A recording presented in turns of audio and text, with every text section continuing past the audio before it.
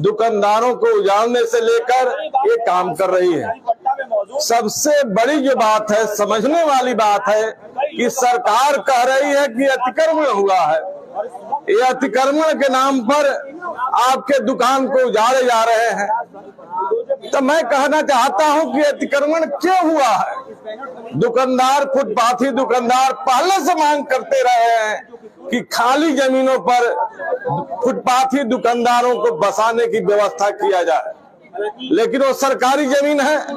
मैं पूछना चाहता हूं कि सम्राट चौधरी केवल सरकार है, सरकार के कुछ पुलिस महकमे ये सरकार है, कि बिहार में रहने वाली वो सब लोग सरकार के आदमी हैं और सरकार इनको व्यवस्था सुरक्षा देती है।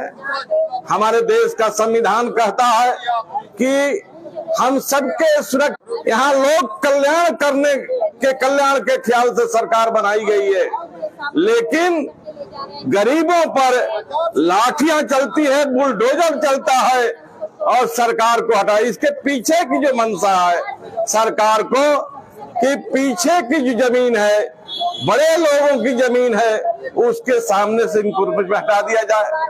दूसरी सवाल है कि बड़े बड़े जो मॉल खोल कर रखे हुए हैं ये लोग, अब आपके दुकान टूट जाएंगे तो मॉल में जाएंगे बिहार की जनता, और बिहार की जनता महंगी सामान खरीदेगी।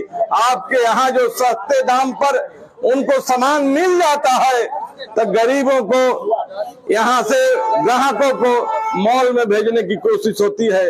आप समझ सकते हैं कि एक आदमी भूखे मरने के लिए तैयार है और दूसरी सरकार यह है जो अमीरों को, बड़े पूंजीपतियों को कमाने की व्यवस्था कर रही है।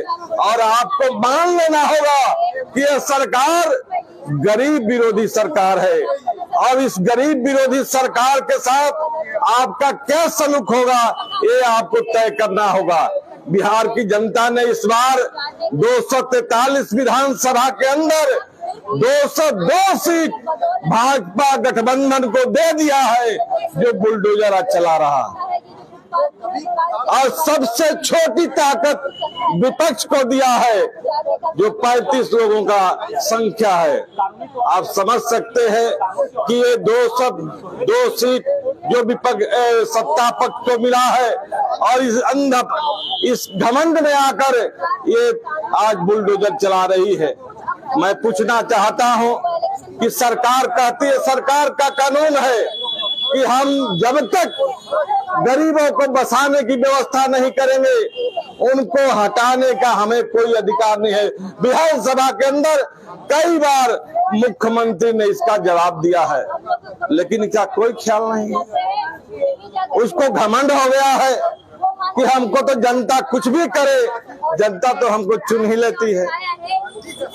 तो इस घमंड में चूर होकर, लेकिन मैं मित्रों कहने के लिए आया हूं कि अगर आप तैयार हैं तो हर घमंडी सरकार को बिहार की जनता, देश की जनता धूल चटाने का काम किया है, और इसको भी धूल चटाने का काम किया जाएगा। इससे बड़ी लड़ाई हम लोग लड़ेंगे और बिहार की सरकार को नकेल कसने का काम करेंगे, और हो सकता है कि बीच में भी सरकार को गद्दी छोड़कर भागना पड़ सकता है। ये आपके आंदोलन का देन है। इस दिशा में पूरी बिहार जा रही है। आपके फुटपाथी दुकानदारों को जिस तरह से खत्म करने की कोशिश हो रही है पूरे बिहार में, विक्रमगंज में पिछले दिनों जहां से हम विधायक हैं, वहां भी दुकानदारों को जानने की कोशिश हो रही थी। हमने सवाल उठाया कि आपको क्या करना है, पहले ये बताइए। आपको सड़क के किनारे की खाली करना है कि बिहार सरकार की जमीन खाली करनी है?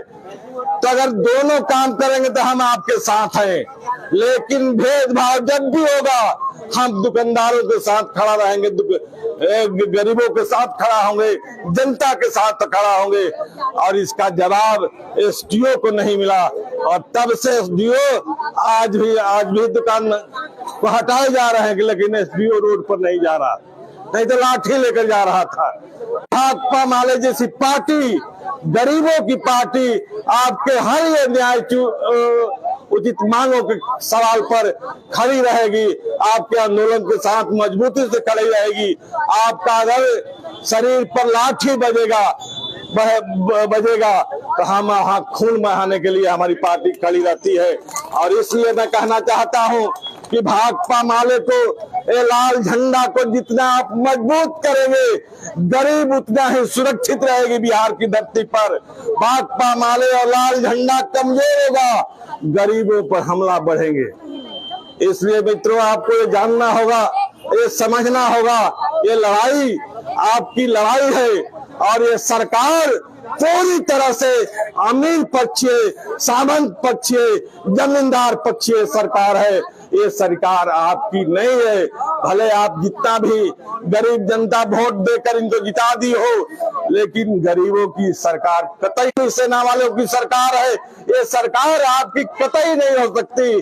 और इसलिए मैं कहने के लिए आया हूँ कि लड़ाई को आप तेज कीजिए और भाकपा माले इस आपकी लड़ाई के साथ कंधा से कंधा मिलाकर चलने के लिए तैयार है। इन्हीं बातों के साथ मैं अपनी बात समाप्त करता हूँ। धन्यवाद।